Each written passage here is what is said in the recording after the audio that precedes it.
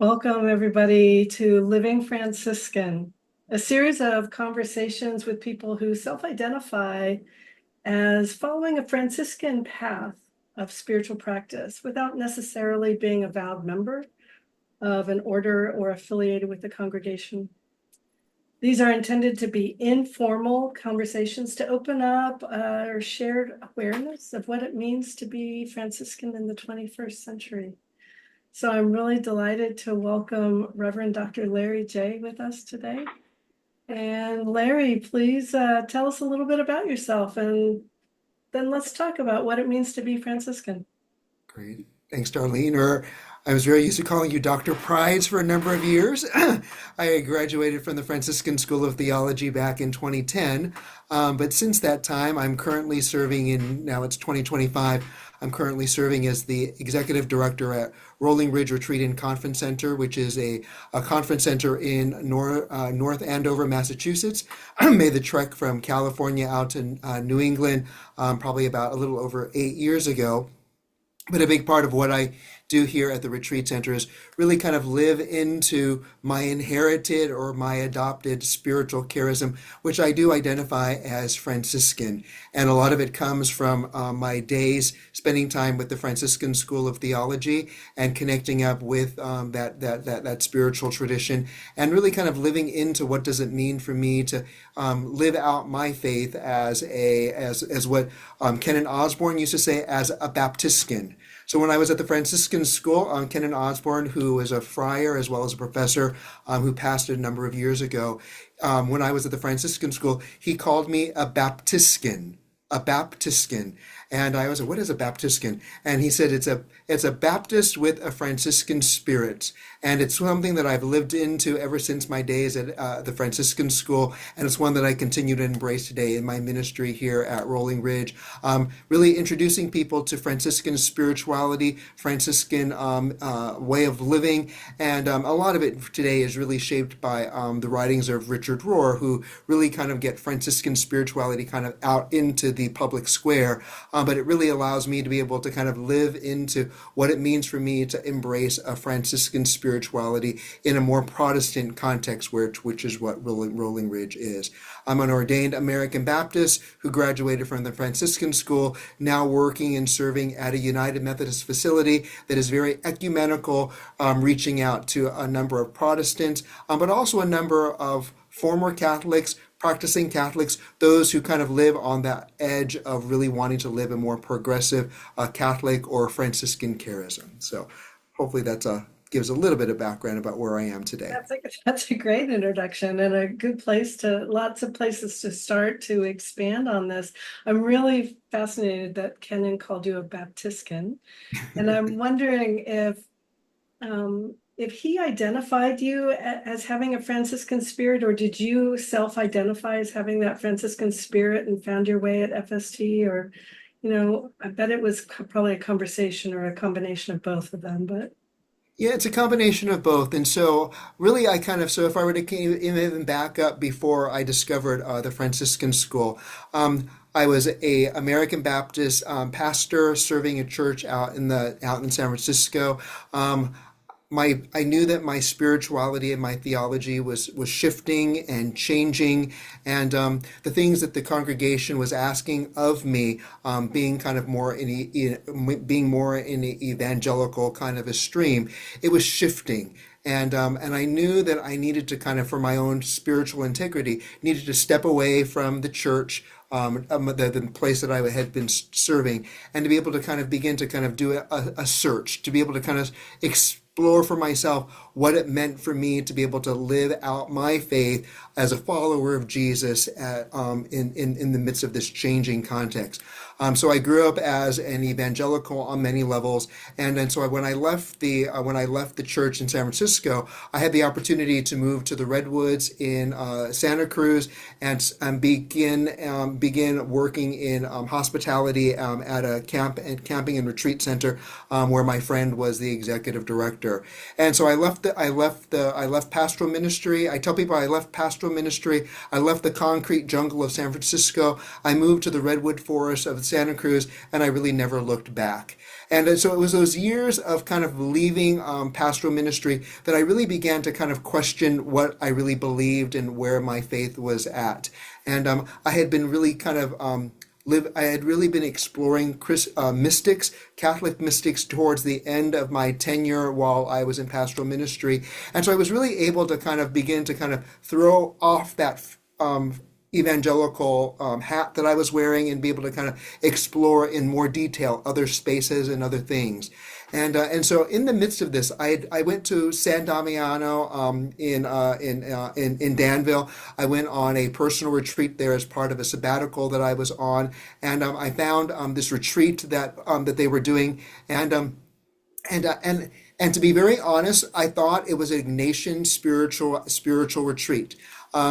I signed up for it. It sounded, and kind of living into this, not really knowing a lot about Catholic mystics other than the fact that I really liked Henry Nouwen, and I was dabbling in some other stuff related to that. And so I signed up for this retreat.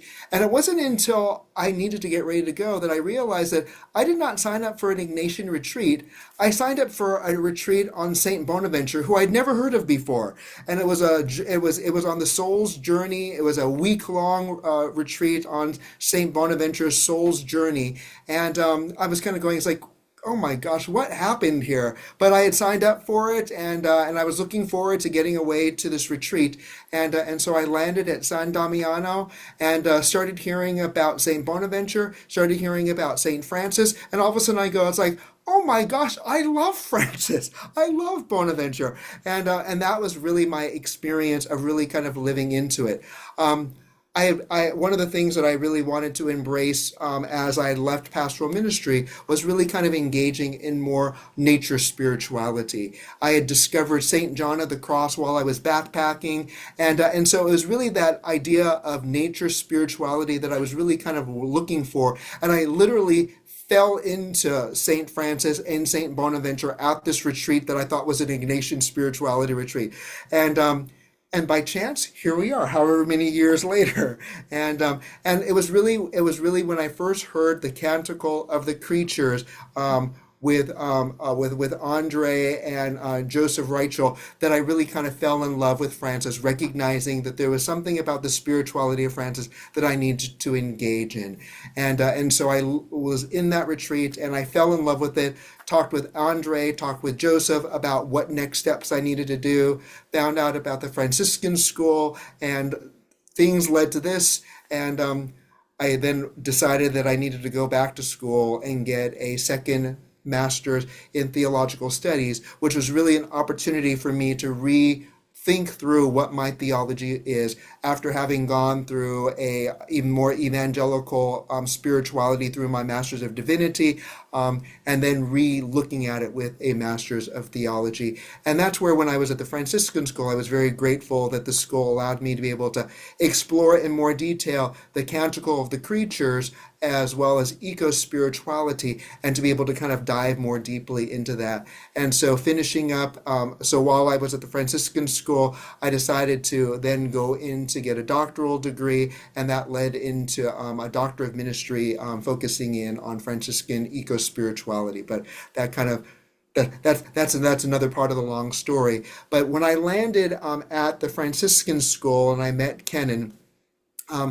I was really the only non-Catholic in this Catholic seminary for the entire time that I was there. And so when I engaged with Kenan and he found out that I was an American Baptist, he called me a Baptiscan, I think because he recognized that I was living fully into this Franciscan charism, being part of the school. But I really wasn't the first Baptiscan. I was actually the second Baptiscan, because there was, I think, there was someone who was also who connected with the Franciscan school, who was part of the American Baptist Seminary of the West, and I think that's kind of where the term Baptiscan came in from. Because I think that she helped out. I think she was an American Baptist who worked at the Franciscan school for a while, and that's where I think some of this came. That's where that came through. I'm forgetting the name of the person, but I think that there was something about this whole idea of American Baptists and Franciscans really having a very similar charism, because American Baptists are a preaching order in many ways, like the Franciscans are a preaching order. They're very evangelical in that sense, not from the fundamental evangelical space, but really wanting to be able to share about the good news in a very healthy way. And so, just for more background, my evangelical training comes from being a graduate of a Southern Baptist seminary, and that in many ways frames a lot of people's understanding. It's like, oh, so you're a Southern Baptist who got, so you're American Baptist that was ordained Southern Baptist, no, you're American Baptist that went to a Southern Baptist seminary that eventually got ordained American Baptist. And so that's kind of where some of the threads come from in terms of some of my identity. And that's a whole nother story for another day. But that's, hopefully that answers a little of your question about how the Baptiscan identity came into being. Yeah, that certainly helps clarify, at least institutionally, part of your background. I kind of want to zero in on two places that you've mentioned, and we could actually also mention the place of FST, which was in Berkeley at the time. But you mentioned the Redwoods of Santa Cruz, and then you mentioned the retreat center, San Damiano in Danville, which is surrounded by oak trees. And as soon as you mentioned the Redwoods of Santa Cruz, I sensed memories of the fog and the smell of the redwoods. And when you mentioned San Damiano, I sensed the smell of the oak trees around there. What was it about those places that kind of opened you up to Franciscan spirituality? Or was it just the thought? Was it just these talks that you heard of Andre Sereno on Bonaventure? I have a feeling it was kind of, you were broken open in a visceral way. Is that true?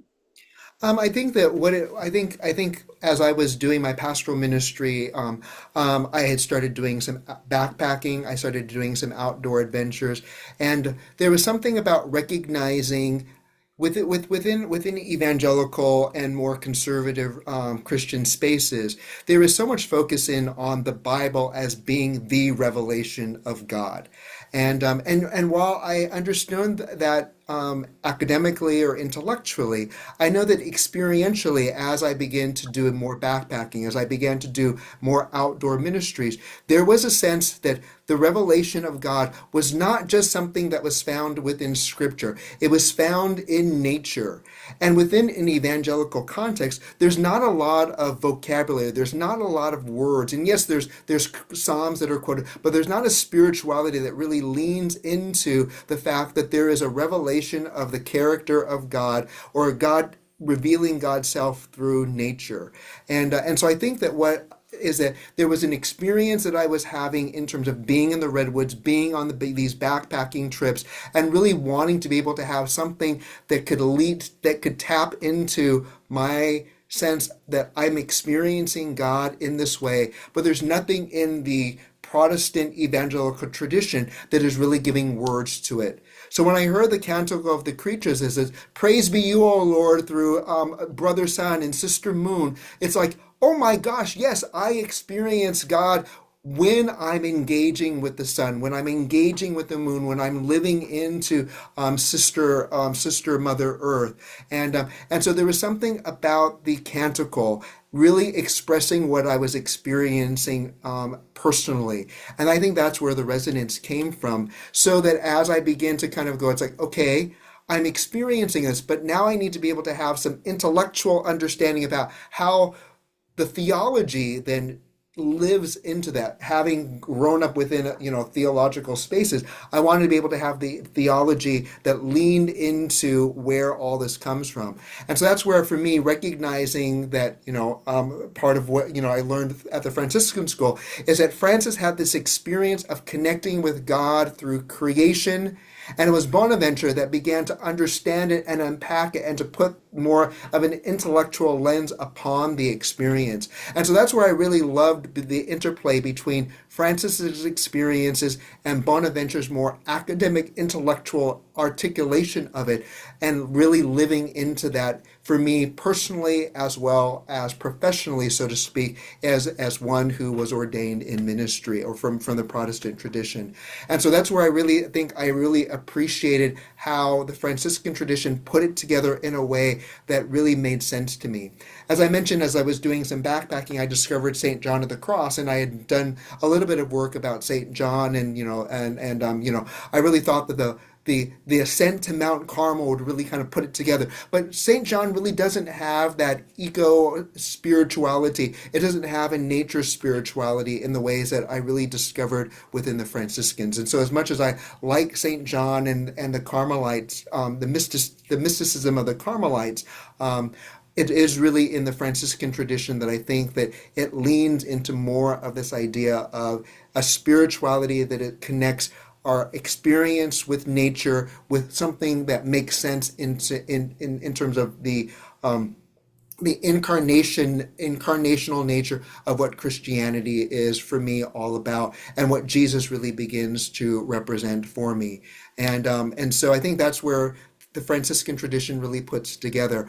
I remember sitting in the Christology class that Mary Beth Ingham taught, and she just talked about the Trinity as in the way that she talked about the Trinity of, you got the Father, you've got the Son, you've got the Spirit, kind of being the resonance between it, then inviting us to be able to enter into that, and so that Christ then becomes the full incarnation of all that is and was, and that we're invited into that Trinitarian spirit. There's just something about that. It's like, oh my gosh, that makes so sense that Christ becomes the incarnation that we are continuing to live into, so that nature really becomes the first revelation of God and scripture becomes the second. And that for me just kind of helped put things in a little bit more context. And I know I'm all over the place, and so, but hopefully this is kind of making a little bit of sense as we kind of live into this. And I'm sure Ah, you'll ask me more questions to clarify. yeah, no, that's fascinating. Well, let me just ask you, if someone were to come up to you, as I bet they do at your retreat center or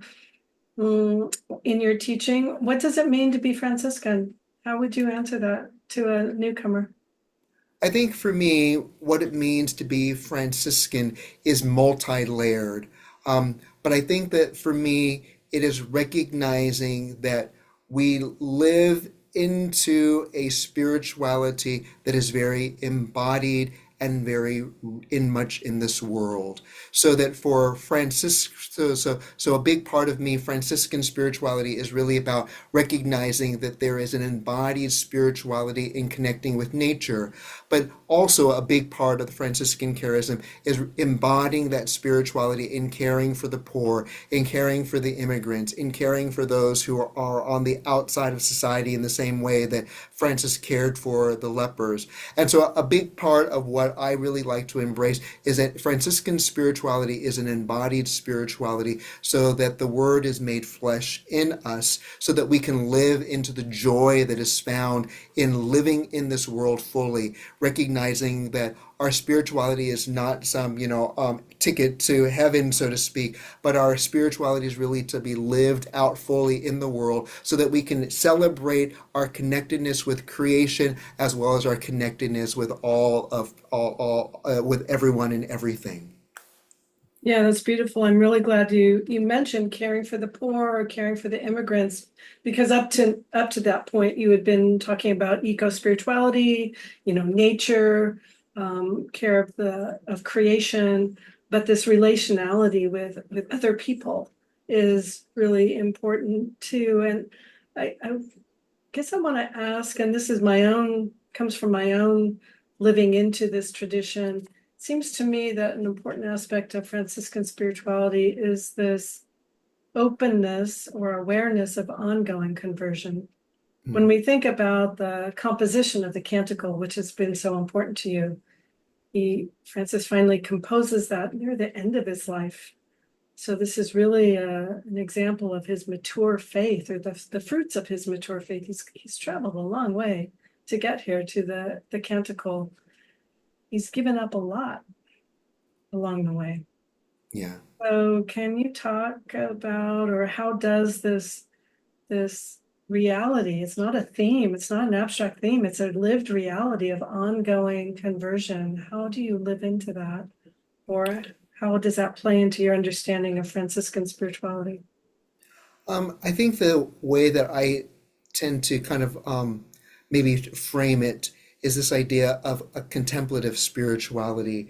And I know that it can also be talked about in terms of more of an evolving or an emerging spirituality. But this idea of contemplation for me is such that you can look at something and you have a first level of understanding. You continue to look at it and to gaze on it, and then you get a second, and you get a third, and you get a fourth. And so it's layers of an understanding that does that make the first way you understood something incorrect? It's like no, because it's very layered and it's very nuanced, and it continues to grow and expand as we spend more and more time contemplating, reflecting, allowing it to go deeper. Very similar to the spiritual practice of Lectio Divina. You hear something once, you read something once, you look at something once, but the more and more you look at it, there's more and more layers to it. So it becomes more and more it becomes more and more deep. It becomes more and more complex, and it continues to emerge. So in the same way that for Francis, the canticle kind of emerged as it kind of took on new shape as he also emerged and evolved.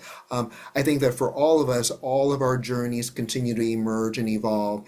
As I mentioned, that I grew up with a more evangelical stance, but as I continue to emerge and evolve, there's part of it where there is a period of time where I kind of didn't like to talk about the fact that I graduated from a Southern Baptist seminary because there was part of me that was ashamed of it. But I've realized that that's part of who I am, and so embracing that as part of who I am, it makes me who I am today. So I need to be able to embrace it rather than feel guilt or shame about it, but to recognize that helps me have a deeper understanding of how my faith is. And I think that's part of everyone's emerging and evolving spirituality. So like the work that we do at the retreat center, there are a lot of people that we work with who are former somethings, former evangelicals, former Catholics, former Protestants, people who are just simply searching, and they discovered something that they found in Richard Rohr, and they want to explore and to deal with it more intentionally. And that as we talk about it, it's like you don't necessarily negate who you were, you bring that into the fullness of who you are so that you can continue to emerge and continue to evolve in terms of how we experience the unitive consciousness with the divine as we live into that cosmic consciousness, we live into that Christ consciousness, and so I think for me that is where I think that Francis's experience, my experience, and the people that I work with in terms of emerging spirituality, a contemplative spirituality, more really recognizing that we are constantly growing and changing, that we're never going to arrive complete. We're always going to be emerging, and that's the beauty and the joy of the journey. Yeah, that's beautiful. Now I'm going to ask you a personal question. You don't have to answer it if you don't want to, but how does all of this affect the life choices that you make? I mean, what does this look like day to day in how you live? And so I think that as I've kind of grown in my understanding, and so when I was, when I first began in ministry many years ago, when I graduated from college back in 1988, and so back many years ago, I was wrestling with kind of what I was needing to do with my life, and I never really was able to, and so I had a very mystical experience that I just simply leave as a mystical experience, and I think that really kind of helped open me to the fact that even though I was more in an evangelical space, there was this mystical experience that never really that I never really could explain, but I just simply lived into. And I remember I was meditating upon some scripture, and I was spending some time in prayer, and I really felt like the heavens opened up, and I felt like there was a call that came, and part of it came from waiting on seminary, getting involved with some campus ministry, and I remember hearing something that it was always San Francisco something. And I remember that, and I felt like the clouds kind of closed back up, and everything just kind of turned back into quote unquote normalcy, whatever that might be. And all of a sudden, it was just like, okay, end of mystical experience. What does that mean? And I remember back in 1988, as I was processing this through, it was very literal in terms of I was waiting on seminary, I was going to get involved with campus ministry, and there was always that San Francisco something that was there. And that was my first level experience of what that meant and what that was all about. But as time came on, I eventually moved into campus ministry. I eventually felt like the timing was right with seminary, graduated from seminary, got involved with church ministry in San Francisco. But that call of San Francisco something continued to emerge. And it was interesting because as I went to the Franciscan school, I learned about Francis's call in San Damiano, meditating upon the cross. He felt like the Spirit opened up to him and go and rebuild my church. And Francis literally went and rebuilt the church. But as time began and moved on, the idea of rebuilding the church for Francis took on new meanings as he began to grow in his understanding of what that meant. And so all of a sudden, his rebuilding the church took on new meanings as he began to build the order and moved into different directions. And for me, I realized that my San Francisco something also was beginning to emerge as I was getting involved at the Franciscan school.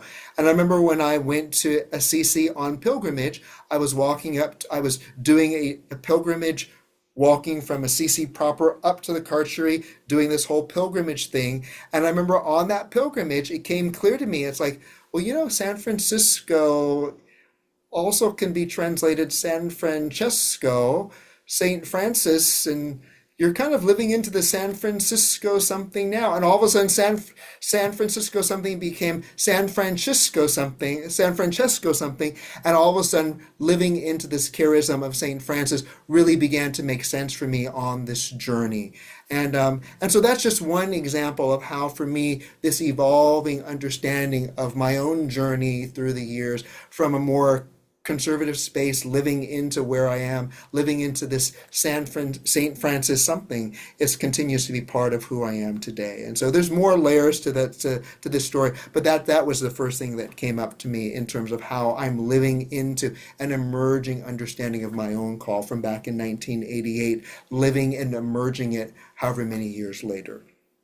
I think that's really interesting. I grew up in California, across the bay from San Francisco. And so I have lived into this experience of living with all these place names of people like San Francisco or Santa Clara, San Diego, all these place names. And it was really only as an adult that I started making the connections to real people, real holy people, and what that kind of means for me in terms of my personal formation.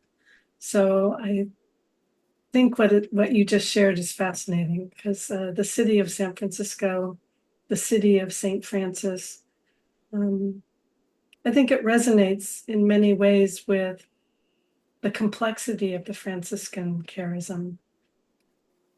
There's great beauty there and there's great poverty there, not all voluntary poverty, but there's a great calling in the city of San Francisco. Just looking at my notes here, we've covered quite a bit of your self-identity as a Franciscan. Is there anything else you'd like to share that we haven't covered yet, especially in terms of your day-to-day living out of this charism? And so I think that for me, I appreciate the fact that as I'm kind of have the opportunity to kind of shape the programming at Rolling Ridge, the retreat center here in Massachusetts, I am able to kind of allow Franciscan spirituality to kind of create healing for people. So right now we're getting ready to begin the Universal Christ book study by Richard Rohr, and I think Richard Rohr has really been able to kind of bring Franciscan spirituality into in terms of in layman's terms, so to speak. I was at the Franciscan school. It's like, Kennan Osborne's wonderful, but sometimes, he can write a little heady. And so, it can get a little hard to read sometimes, along with some of the other, beautiful Franciscan authors that are out there. But Richard Rohr has really kind of been able to kind of bring that to your typical person who is, on the street, so to speak. And it's been very interesting having the opportunity as we're going through some of these books.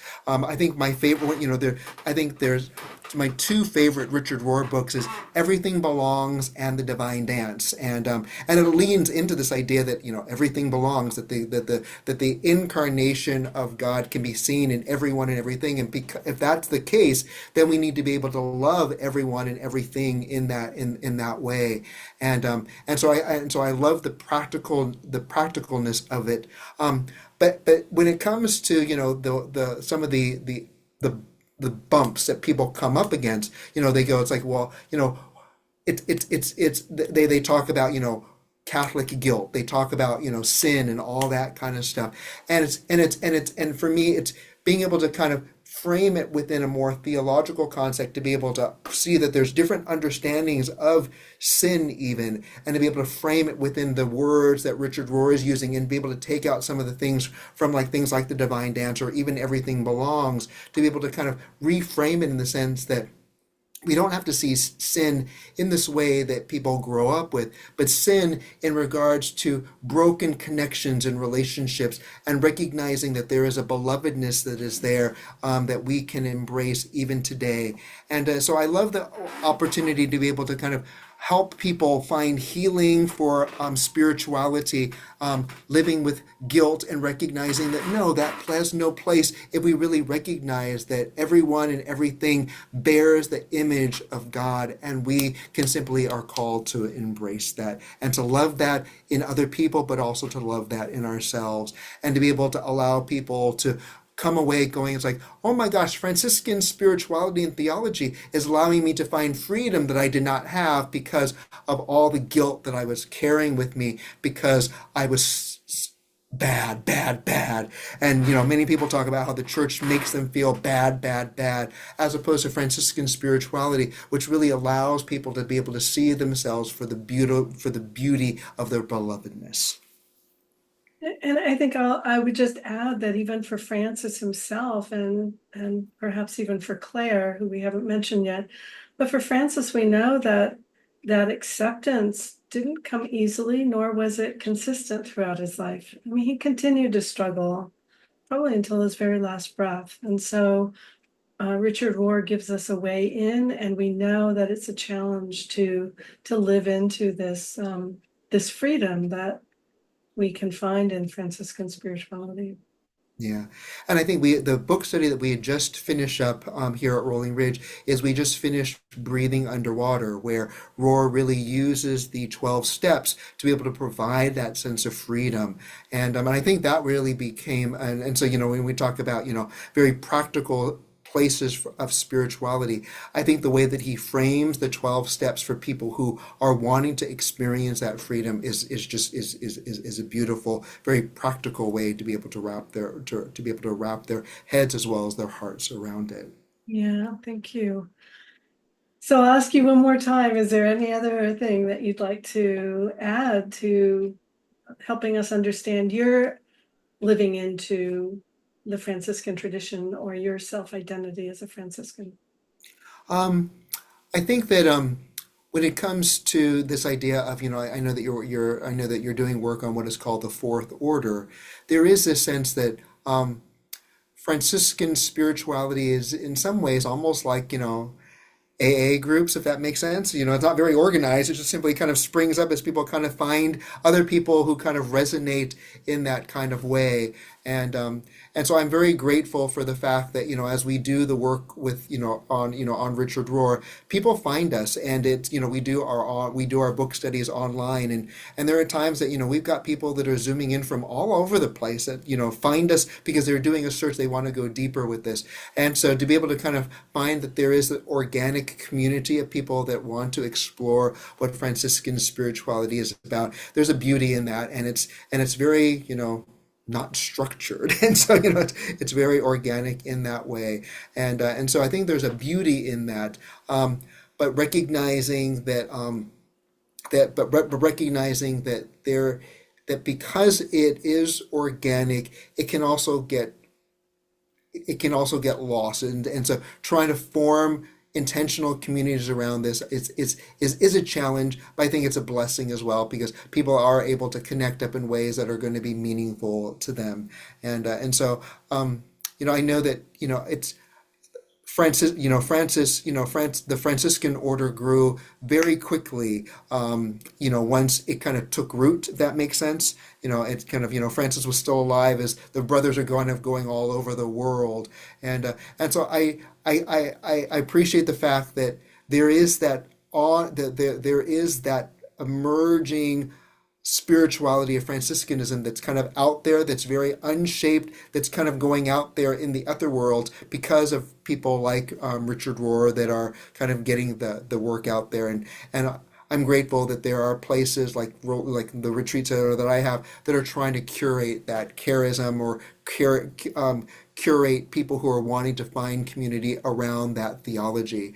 I know that when it comes to ideas like the universal Christ, or this idea of universal salvation, within fundamental, more conservative evangelical places that, really see that, the saying of the prayer that salvation is found in various things, as opposed to recognizing that there's more of an embracive sense of what salvation needs to look like through Christ. That it gets very nuanced. People like Rob Bell frame it with for a more evangelical context, but Richard Rohr really just kind of embraces it and doesn't even really kind of you know have to confront some of the things that people like Rob Bell who are ostracized from evangelical circles because it is too progressive. It's too it betrays what the gospel is really should be all about. And I like the fact that Richard Rohr doesn't have to give any apology to it. He just simply lives into it because recognizing it, he's living into that long tradition of recognizing that the gospel message is found in the incarnation, and we are part of that today. Well, here you really start arriving at a point that perhaps not everyone would agree with you in terms of Richard Rohr, because he can be a catalyst of disagreement, even in our Franciscan family. And so I'm going to open up a new avenue that we can explore briefly, but that is conflict resolution and peace mediation, or what can sometimes be called nonviolent communication. That these are elements that I think can be seen, at least traditionally, in the Franciscan way. But how do you see that functioning in your life or at your retreat? I mean, how do people have disagreements Um, or navigate through them? yeah, and so I don't necessarily. I think that because we tend to kind of focus more on progressive spirituality, we don't necessarily have as much pushback about Richard Rohr. I know that there are times when we talk about within our book studies, no one needs to agree with everything that Rohr says, and so there are times we do with would disagree with some of the things that are there, and then we have opportunities to talk about it. But I think that because within certain contexts that we create a sense of being able to allow people to be able to I guess to frame it differently, we create a culture of listening, a culture, and with a culture of listening, being able to allow people to have complete thoughts and not to be able to interrupt. And so we talk about when we begin some of our conversations, we talk about what we call the four P's, and we talk about the four P's framing how we come together at Rolling Ridge. And the four P's are being present to all that you are hearing and seeing, even things that make you feel uncomfortable with what you're reading or what someone else says. And so to be present to that and not shy away from the fact that what they just said makes me feel uncomfortable. And so to be able to be present to it. So that's the first P. The second P is to pause. So rather than reacting to what is bubbling up, we invite people to pause and to be able to kind of take a step back from what they're experiencing so that they can live into the third P, which is to pray. So to be present to what you're hearing, to pause so that you can pray, and then taking it to that place where what they've just said makes me feel uncomfortable. What Richard Rohr is writing about is making me feel uncomfortable, but I'm not going to react to it. I'm going to take the fact that this is making me uncomfortable for whatever reason. I'm going to spend some time praying about it. And so that as we pause, we are present. So we're present, we pause, then we pray so that we can then personally respond, sharing out of our own story why something makes me feel uncomfortable, why I might disagree with what you're saying, using I statements, not you statements, so that we can then be able to kind of reflect on what is emerging. So I think that by using the 4 Ps as we frame our conversation around the chapter that we're reading, it allows us to be able to engage in ways about difficult things, recognizing that it's like Parker Palmer talks about the third thing, and so the chapter that we're reading about Richard Rohr becomes a third thing. So this is what Richard Rohr writes. Person A over here agrees with it, person B over here disagrees with it, but person A and person B can disagree with it, but we're disagreeing about this Richard Rohr thing. So we can then come back together to say, it's okay, well, we disagree about this, but we still want to be able to create this community where we can then be able to come together. So in many ways, Richard Rohr becomes a scapegoat for us to be able to say, it's okay, we disagree about this, but we can still engage around this and be able to kind of come together around this, even though we might not agree with what exactly is going on here, but we're agreeing to disagree agreeably about this. And that's where I think that I've not really talked about my American Baptist charism. That's where I think that my American Baptist charism fits nicely within this Franciscan charism, because American Baptists, unlike some of the other Baptists, really want to agree to disagree agreeably, because American Baptists are all about recognizing that everyone needs to have a place at the table so that we can all come together at the table and recognize that we might disagree, but we are choosing to come together and living in community with one another, because that's what it means to be the body of Christ. And so within the American Baptist world, you have very conservatives and you have very progressives learning how to live together with the fact that they might not always agree about everything, but they're choosing to come together because they recognize that there is something that brings them together, and that is the common commitment to wanting to be followers of Jesus. And so that's where I think that the American Baptist charism lives very nicely, comes alongside the Franciscan charism, because it's about holding space for everyone at the table. That is so helpful. That is so helpful because, in fact, in many circles in our Franciscan charism, there is perhaps a fear of disagreement and a culture of niceness, but we can be respectful and have differences of opinion, and we can process those respectfully and come to some kind of resolution without it becoming volatile or dismissive or pushing someone away. We Yeah, can actually create community through these disagreements. yeah, Yeah, that's really beautiful and very practical. I yeah. think for And me, it, the spirituality is a very practical one. Yeah, Yeah, it's, but it's very hard, it, because as you know, within the American Baptist circles here in Massachusetts, it's called TABCOM, the American Baptist Churches of Massachusetts, TABCOM. It is one of those things where you got very conservative, more even more Bible-based kind of congregations, living into what is called more welcoming and affirming congregations that recognize that LGBTQ folks are also loved. So you've got some that say that they don't, you've got some that they do, and that's where coming together within the American Baptist world is full of how do you make this work. American Baptists, like a lot of mainline denominations, are trying to make it work, and they're trying to make it work by holding everyone together, as opposed to we disagree about this issue and so we're going to split. And so American Baptists are trying to kind of live into it, and it hasn't been, and it's not an easy thing. It's not an easy place to be. and similarly within Franciscan communities, whether Yeah. you're talking about vowed Franciscans or those of us who live into this spirituality as quote unquote fourth order, there's great diversity of thought and belief and practice. Well, thank you, Larry. Thank you for sharing your thoughts, your spirituality, and your life with us.